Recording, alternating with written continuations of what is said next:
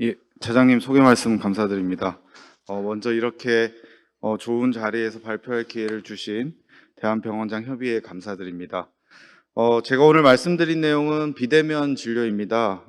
아직까지는 좀 정리되지 않았고 조금 예민한 주제일 수 있지만 제가 관련해서 연구를 진행했던 것들 소개해드리고 그다음에 최근에 보고되고 있는 여러 가지 보고서를 바탕으로 해서 좀 더 객관적인 시각을 가지고 전달할 수 있도록 그렇게 노력해 보겠습니다. 앞서 말씀 주셨지만 코비드-19 이 사스 코로나 바이러스 2에 의해서 아마 2년 전부터 우리 일상이 많이 바뀐 것으로 생각됩니다.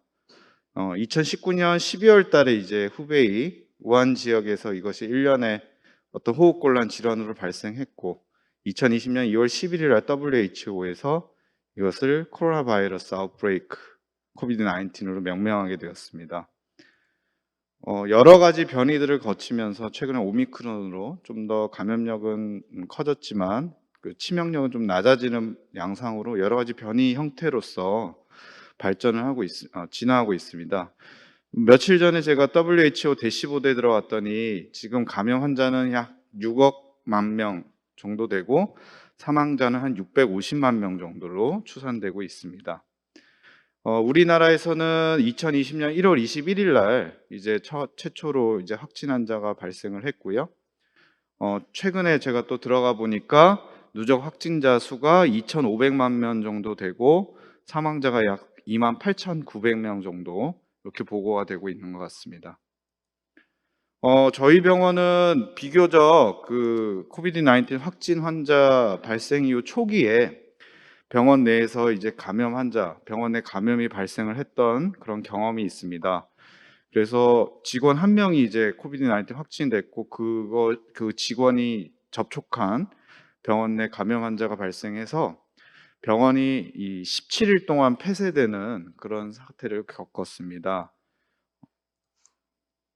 이것이 보시면은 당시에 이제 그 초기였기 때문에 이런 대학병원, 큰 병원이 이렇게 폐쇄가 되는 것이 과연 합당한 것인가라에 대한 어떤 의문이 있었고, 뭐 의협이나 병협 여러 회장님께서 오셔가지고 이런 것들이 좀 의학적인 근거가 부족하다, 이게 진료를 시행해야 된다 했는데 그때 당시에 어떤 지침이나 전혀 이런 것들이 없었기 때문에 저희 2015년도에 메르스 발생했을 때 그때 이제 병원을 폐쇄했던 기준으로 이제 병원 폐쇄 정책이 이루어졌던 것입니다. 그래서 저희가 병원이 폐쇄되고 난 이후에 이러한 관련 내용을 이제 JKMS에 발표를 한 적도 있었고요.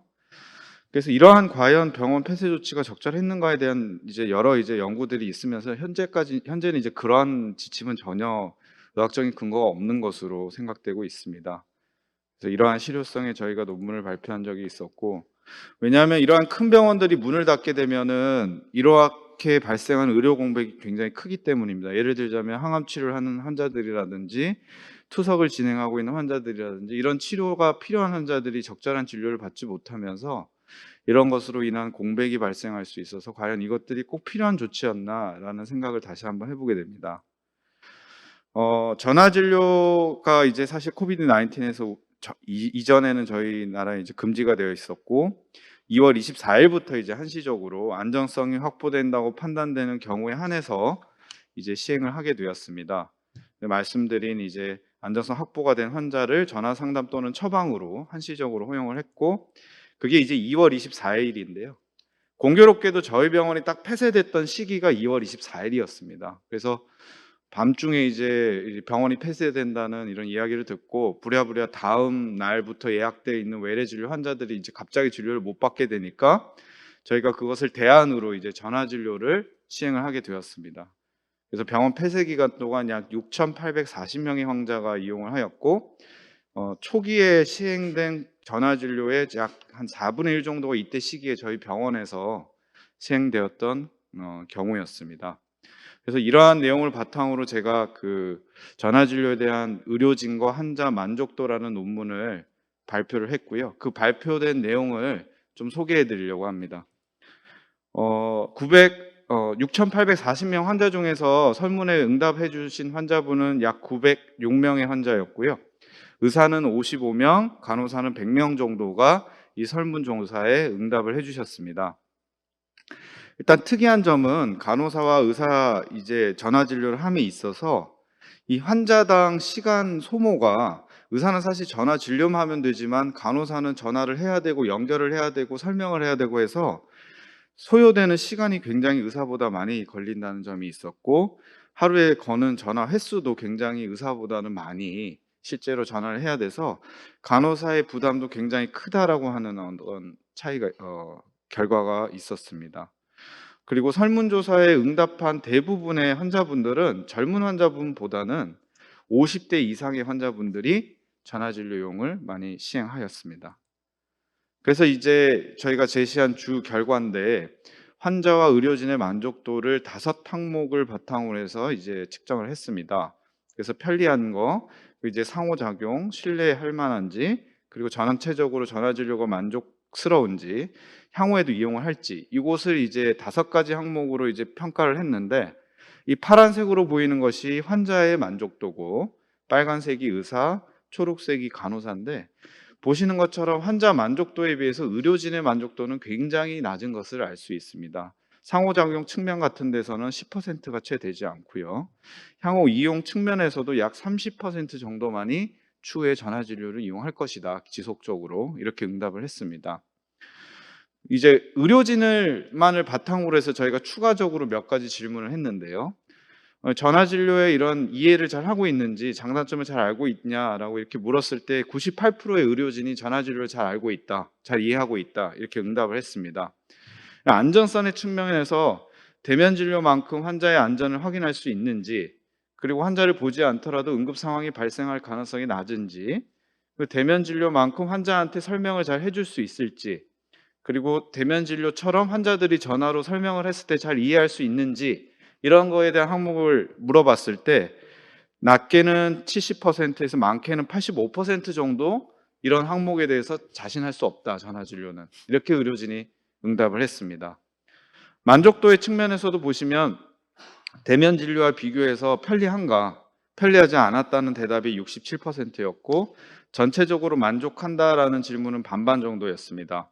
향후 이러한 서비스를 계속 이용할 것인가에 대한 응답은 약 64%에서 이용하지 않을 것 같다, 이렇게 부정적으로 평가를 해주셨고요. 하지만 이러한 코비드-19과 같은 응급 상황에서는 좀 필요하다라는 응답이 많긴 많았습니다. 86% 정도 됐고, 그 다음에 이제 코비드-19과 이런 응급 상황이 아닌 상황에서 필요한가라고 했을 때 약 72%가 이런 응급 상황이 아니면 필요하지 않다, 이렇게 응답을 했고, 부분적으로라도 대면 진료를 대체할 수 있을 것인가는 비교적 비슷한 정도로 이렇게 응답을 했습니다. 그 전화 진료의 장점으로는 일단 환자가 병원을 내원하지 않기 때문에 편리하다는 점이 제일 많았고, 감염을 예방할 수 있다라는 점이 두 번째였습니다.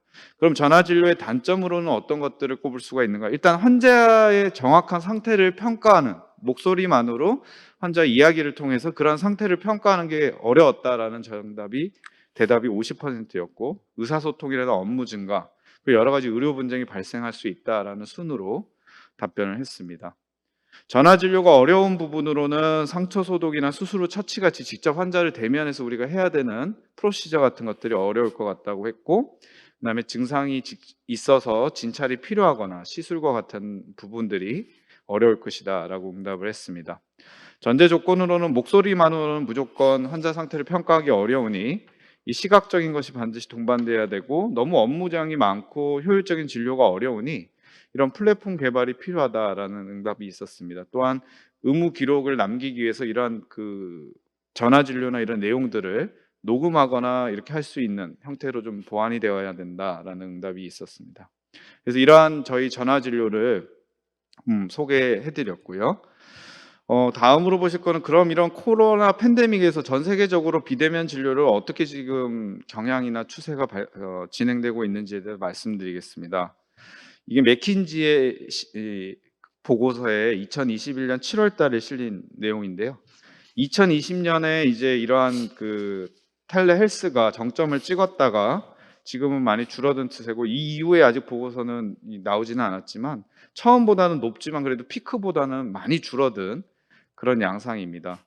하지만 이러한 투자 부분은 많이 증가가 돼서 약 6조였던 그 투자가 이제 14조, 이거보다 이제는 최근에는 더 많이 늘었을 거로 생각이 되는데, 이러한 텔레스에 대한 투자나 이걸로 인한 어떤 수익 부분은 확실히 는 것은 사실인 것 같습니다. 과별로도 이 비대면 진료를 이용하는 것에 대한 현황 차이가 있었는데요. 정신과라든지 여러 가지 내분비, 류마티스, 그다음에 위장 뭐 이런 쪽으로 약물 처방을 좀 장기적으로 하고 만성 질환이 있는 과에서는 비대면 진료를 많이 이용하고 있지만 뭐 신경외과, 외과, 정형외과, 안과 이런 처치가 필요하거나 환자를 직접 대면해야 되는 과에 있어서는 비대면 진료를 이용하는 비율이 굉장히 낮았다라는 특징이 있었습니다. 향후에 이제 또 어떤 형태로 이제 텔레메디슨을 이용할까 봤을 때 보시는 것처럼 정신과 같은 경우에 있어서는 굉장히 그 대면 진료와 비할 정도로 텔레메디슨이나 텔레폰으로 이용하겠다는 사람이 많지만 여전히 어떤 분야의 스페셜리스트를 찾아가는 것은 대면 진료를 하겠다는 응답이 많습니다. 그래서 앞서 말씀드린 것처럼 아직까지 이런 비대면 진료의 만족도에 있어서 환자와 의사는 굉장히 큰 차이를 보이고 있습니다.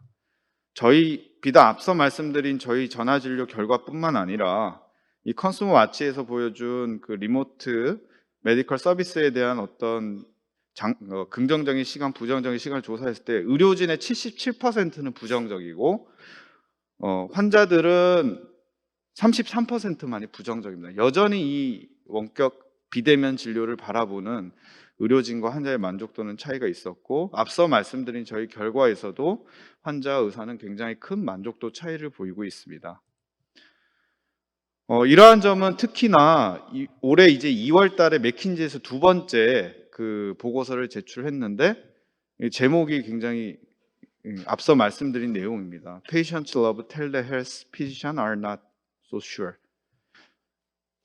환자들은 굉장히 편리하고 여러 면에서 텔레스를 좋아하는데 실제 진료에 정말 그 하시는 의사분들은, 의료진분들은 그렇지 않다라는 것입니다.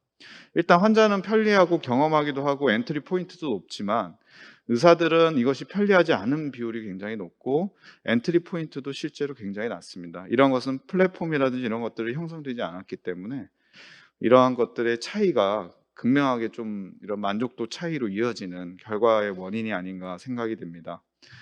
또 보시다시피 2020년 7월 달 그때 많이 이제 피크가 됐을 때는 대면 진료를 권유하는 비율이 42, 텔레헬스를 권유하면 47이었지만 점차 이것이 지나면서 대면 진료를 추천하는 의료진의 비율이 더 많아지고 있다는 것입니다. 그러한 이유는 환자들이 내원했을 때 그러한 효용성의 차이가 있다는 것입니다. 예를 들자면 팔로우만 오시는 환자들이나 뭐 진찰이 필요 없는 이런 환자들에 있어서는 여전히 만족도가 떨어지긴 했지만 그래도 50% 정도는 활용해 볼 수 있겠다 하지만 초진이라든지 수술 후에 팔로우업이라든지 이런 환자들은 이러한 텔레헬스를 통해서 효율적으로 환자 진료를 하기 어렵다라고 의료진은 여전히 생각하고 있는 것입니다. 보시다시피 텔라닥의 주가표입니다. 2021년도에 거의 한 $30까지 갔다가 지금은 거의 많이 떨어졌습니다. 주가가. 그리고 시가총액도 약 5조 6천억 정도로 많이 줄어들었고요. 이 텔라닥의 주가가 제가 생각하기에는 텔레메디슨의 어떤 모습을 보여주고 있는 것이 아닌가, 현재 모습을 그렇게 생각됩니다. 말씀드린 것처럼 주가가 많이 급락을 하고 있고 이제 말씀드릴 것은 그러면 저희가 혹시라도 비대면 진료나 이런 부분을 활용할 수 있다면 어떤 부분에 조금 더 장점을 극대화시켜서 좀 활용해 볼 수 있겠는가라는 것에 대해서 저는 척추 의사입니다. 척추를 하고 있는 정형외과 의사인데 척추는 아시겠지만 여러 가지 신경학적인 증상이라든지 환자 진찰이 꼭 필요한 부분입니다. 그래서 이러한 비대면 진료가 굉장히 어렵다라고 생각하는 부분인데 실제로 한 논문에서도 많은 수의 의사들이 뭐 어느 대륙을 가더라도 이 신체 진찰을 하기가 어렵기 때문에 텔레메디슨을 이용하기 어렵다. 이렇게 많은 그 척추 의사들이 응답을 했고요. 또 다른 이제 설문조사에서도 처음 초지는 분명히 텔레메디슨을 해야 되고 뭐 이미징 리뷰나 포스트오피 케어 같은 것은 뭐 될 수도 있다라는 응답이 뭐 조금 있긴 했지만 제일 중요한 것은 환자가 반드시 수술 전에 꼭 내원을 해야 되고 수술 후에도 대면으로 꼭 진료를 해야 된다. 여전히 많은 선생님들께서 이렇게 생각하고 계신다는 것입니다.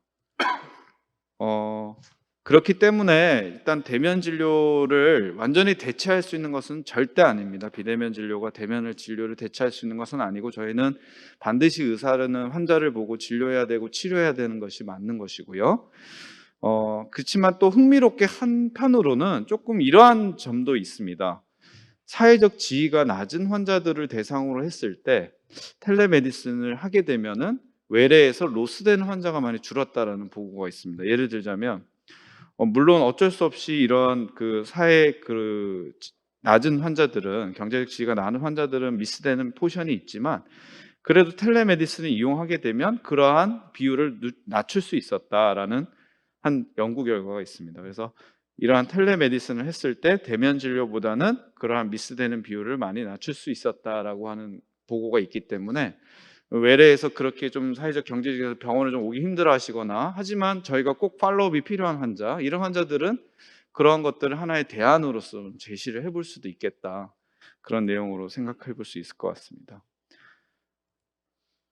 또 하나는 저희가 이제 여러 가지 연구를 하거나 트레이닝을 할 때 환자에 대한 설문지를 체크하거나 환자에 대한 어떤 연구 조사를 할 때 이러한 설문지나 여러 가지 이제 미팅이라든지 이런 걸 할 때 이러한 텔레메디슨을 활용해 볼 수 있다. 연구와 교육적인 목적에는 이런 것들이 좀 도움이 될 수 있다. 이렇게 또 생각해 볼 수 있을 것 같습니다. 제가 생각하기에 앞으로 이제 텔레메디슨이 조금 더 부작용 없이 좀 진행될 수 있고 앞으로 또 조금 해결해야 될 부분 이런 거에 대한 제 일종의 개인적인 생각인데요. 플랫폼이 필요합니다. 분명히 필요하긴 한데 이것이 또 무분별하게 되는 것은 또 막아야 되고 왜냐하면 전화를 수십 통을 돌려야 되는 아까 간호사가 그 불편함을 이기고 텔레메디슨을 이용할 수는 없습니다. 비대면질을 할 수는 없기 때문에 무언가 효율적으로 이용돼야 되는 플랫폼이 반드시 필요하긴 합니다. 그거는 앞서 저희가 말씀드린 전화진료에서도 의료진도 공감하던 부분이었고요. 그래서 이제 이러한 비대면 진료의 플랫폼은 뭐 외국에서 많은 업체들이 있고 지금 국내에서도 이러한 그 비대면 진료의 한시적 허용에 따라서 많은 플랫폼들이 우후죽순처럼 생겨나고 있습니다. 근데 이것이 과연 좋은 것인가에 대한 고민은 꼭 필요할 것 같습니다. 예를 들자면 카카오톡 플랫폼으로 가장 크게 성공한 기업이 아닐까 싶습니다. 이 카카오톡이라고 하는 플랫폼을 바탕으로 해서 어마어마한 그 어떤 계열사와 큰 나라를 구축했는데 과연 이것이 이런 진료, 의료 분야에 적용되었을 때 안전하게 활용될 수 있을 것인가에 대한 고민은 이런 단순한 카카오톡과 같은 플랫폼보다는 훨씬 더 고민이 필요하고 그다음에 부작용이라든지 이런 부분이 고민해서 결정이 돼야 되는 부분이다. 저는 그렇게 생각하고 있습니다. 또한 안정성의 측면도 반드시 저희가 앞서 말씀드린 전화진료에서도 말씀드렸지만 의사분들이 전화진료를 굉장히 부정적인 시각으로 바라보고 있는 것 중에 제일 첫 번째 이유는 안전성입니다. 과연 이것이 안전한가? 내가 환자 진료를 했을 때 안전하게 환자를 진료할 수 있을 것인가? 왜냐하면 지금 여러 가지 비대면 진료에 대한 법안이 발의되고 있지만 기본적으로 책임은 의사에게 있습니다. 물론 예외 조항을 주긴 하지만 그럼 그런 안전성이 보장되지 않는데 과연 의사가 비대면 진료를 시행할 수 있을 것인가? 이런 고민이 필요하고요.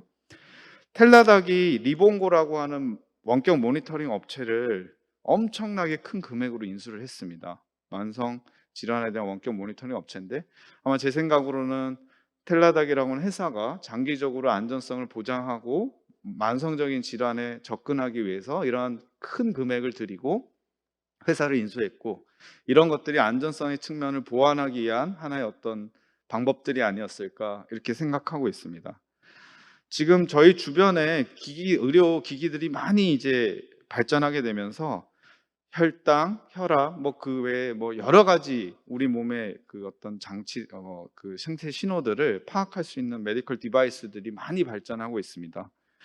웨어러블 디바이스가 많이 발전하고 바이오 센서를 통해서 여러 가지 또 측정을 하고 있고요. 이런 것들이 꼭 그 원격 모니터링과 이런 같이 병행되어서 좀 안전성을 보장할 수 있어야 좀 더 효율적인 비대면 진료가 가능할 수 있겠다라는 말씀을 드릴 수 있을 것 같습니다. 올해 그 CES 베스트 오브 이노베이션으로 측정된 것이 아보트사의 컨티뉴어스 글루코즈 모니터링 시스템입니다. 그러니까 이러한 그 의료기기의 발전은 어떻게 하면 부정할 수 없는 어떤 시대적인 흐름이고, 저희 의사들은 어떻게 하면 이런 것들을 부작용 없이 효율적으로 잘 사용해 볼 수 있을까를 고민하는 사람으로서 이러한 흐름을 조금 더 잘 이용해서 환자들을 안전하고 그리고 효율적이고 이렇게 치료하는 것은 맞는데, 그거에 대한 고민이 아직까지는 시작되는 상황인 것 같습니다. 앞으로도 고민해야 될 것 같고요. 또한 이제 아직까지는 잠잠하지만 저희가 항상 지금 차고 있는 이 스마트워치 같은 그런 것들이 앞으로 이제 의료적인 어떤 데이터들을 축적할 수 있고 기록할 수 있다면 이 회사들이 가지는 또 엄청난 데이터들이 있을 것이고, 그거를 활용한 것도 앞으로 꼭 필요할 수 있을 것으로 생각됩니다. 다음으로 말씀드릴 것은 이제 의료정보 보안 부분입니다. 앞서 말씀드린 이제 어떤 부분보다도 가장 이제 보호가 필요한 것이 의료 보안에 대한 부분일 것입니다. 근데 이제 말씀드린 것처럼 기존에는 저희 병원들이 데이터의 주체였습니다. 병원에서 데이터를 가지고 있고 병원의 어떤 EMR 시스템을 통해서 이 데이터를 보완하고 있다가, 앞으로 이제 이러한 시스템은 병원이 아니라 어떤 환자가 데이터의 주체가 될 수 있는 상황이 될 수 있고, 그렇게 된다면 병원만이 보안의 그 어떤 그 장벽을 갖추어서는 안 되고, 이것을 모두 통과할 수 있는 어떤 데이터 보안 체계가 필요할 것으로 생각됩니다. 뭐 블록체인도 그 하나의 방법이 될 수 있을 것이고요. 그래서 앞으로는 환자가 데이터를 가지고 다니면서 진료를 보고 그렇게 할 수 있는 시대가 올 수 있을 것이라고 생각이 되고, 그런 사양을 좀 대비하기 위해서는 이러한 그 보안이라든지 이런 쪽에 대해서도 저희도 이제 관심을 가지고 앞으로 진행되는 것들에 대해서 계속 좀 확인해야 될 것 같습니다. 제일 이제 걱정되는 부분이 의료 분쟁에 관한 부분입니다. 어 이제 비대면 진료에 대한 그 국회의원 두 분이 법안을 발의하셨는데, 일단 내용에 담긴 내용은 기본적으로 의료 분쟁이나 과실이 발생했을 때 책임은 의사입니다. 물론 이제 예외적인 조항을 두긴 했지만, 그렇기 때문에 비대면 진료를 하다가 문제가 발생하면 기본적으로 의료진이 책임을 져야 됩니다. 그렇기 때문에 이러한 것들에 대해서 의무 기록이라든지, 그리고 이러한 가이드라인, 치료 가이드라인을 이제 앞으로 저희가 이제 주축이 되어서 정해야 될 것입니다. 제도적인 장치가 반드시 보완되어야 이런 부분에 대해서 어느 정도 해결이 되고 비대면 진료를 좀 해볼 수 있는 상황이 조금 되지 않을까 싶습니다.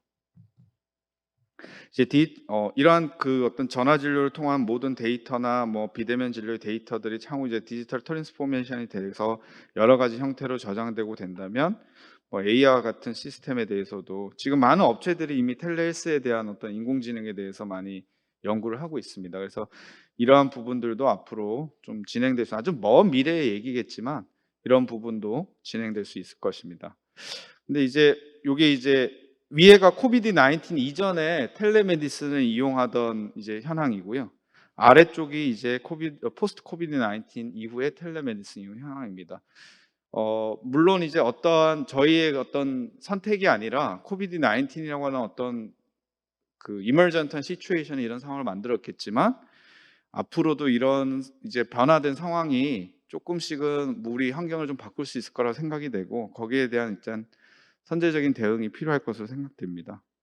하나 말씀드리자면 이제 대한 디지털 헬스 학회라는 학회가 있습니다. 저도 이게 활동을 하고 있는데, 이러한 이제 학회를 통해서 이런 디지털 헬스에 대한 어떤 치우친 시각이 아니라 좀 여러분들이 만나서 이야기하고 소통하고 좀 제도나 이런 것들에 대해서도 좀 긍정적인 방향을 마련해 보자라는 취지로 작년에 이제 학회가 창립이 됐고, 올해도 이제 11월 18일에 추계 학술 대회를 진행합니다. 그래서 여러 뭐 디지털 치료제라든지 여러 주제에 대해서 이제 현실적인 기업에 있는 분들이나 또 대학에 계신 교수님들 초빙해서 이 조금 더 객관적이고 균형화된 시각을 가지고 많이 논의를 하려고 하고 있어서 관심 있으신 분들은 참여해 보시면 좋을 것 같습니다. 정리하겠습니다. 그 코로나 팬데믹과 비대면 진료 보시면은 분명한 이런 팬데믹 상황에서 의료 접근성이나 감염을 예방할 수 있다는 장점은 있을 수 있을 것 같습니다. 하지만 이러한 전화 진료나 목소리만은 어렵고 무엇보다도 응급 상황이나 이런 것들에 대한 대응이 반드시 필요하다. 그리고 플랫폼이라든지 이런 것들을 통해서 또 의료진이 또 이용할 수 있는 상황이 좀 마련이 되어야 될 것 같습니다. 앞서 말씀드린 텔라닥의 주가처럼 이 코로나 팬데믹 이후에 비대면 진료에 대한 재평가가 반드시 이루어질 것이고 예전만큼 지금 관심은 조금 떨어진 것 같긴 한데 그래도 이런 것들이 이제 어느 정도 이제 객관적인 시각을 가지고 좀 나아간다면 좀 나아질 수 있을 것으로 생각이 되고, 이건 기본적으로 제가 가지고 있는 생각인데 모든 의사는 마찬가지겠지만 대면 진료가 기본입니다. 환자를 직접 보고 진찰하고 말로나 그 시각으로 볼 수 없는 많은 것들을 저희가 진료를 하면서 보기 때문에 저 역시도 기본적으로는 환자를 직접 보면서 치료해야 된다는 게 기본적인 생각이고, 비대면 진료는 이를 보완하는 방향, 무언가 대면 진료가 가질 수 있는 어떤 한계점이라든지 이런 것들을 보완하는 방향으로만 활용되면 좋겠다라는 게 제 생각이고요. 진료에서는 일단 의학적으로 안정되어 있고 기본적 약물 처방을 계속 받는다든지 오시는 환자들에 대해서 크게 응급 상황이라든지 어떤 문제가 발생하지 않을 수 있는 그런 환자에 대해서 좀 제한적으로 시행을 하고, 또 의료 접근성이 낮아서 의료기관에 잘 오지 않거나 이런 것들에 대한 관리가 잘 낮은 분들에 대해서 좀 활용해 보면 이 컴플라이언스나 여러 가지를 좀 증가시킬 수 있는 방향이 될 수 있고요. 또 하나의 측면으로는 이제 연구나 교육. 그래서 이제 병원에 계신 분들이도 이제 가끔 이제 논문 요즘 많이 작성하시고 하시는데 이런 것들을 이제 설문지나 이런 것들이 잘 안 되어 있으면 논문 쓰시기 어려우실 텐데, 그런 것들을 이런 진료와 같이 해서 설문지를 같이 받는다든지 이런 것들 활용하시면 또 하나의 또 활용 방안이 될 수 있을 것으로 생각됩니다. 제가 생각하는 향후 과제는 굉장히 많습니다. 여기 있는 모든 것들이 해결돼야 사실은 비대면 진료가 조금 활성화될 수 있다라고 저는 생각하고요. 제가 아직까지 비대면 진료에 대해서 조금 공부해 보고 좀 생각해 본 바로는 아직까지 갈 길이 멉니다. 부작용이 또 많을 수 있는 부분이고 하기 때문에 섣불리 이거를 활성화하기보다는 충분히 논의하고 그다음에 토론하고 이거에 대한 부작용을 충분히 고민해서 아주 안전한 부분부터 좀 시작을 해야 되고, 그런 부분에 있어서는 여러 선생님들의 의견이 많이 필요할 것 같습니다. 예. 경청해 주셔서 감사합니다.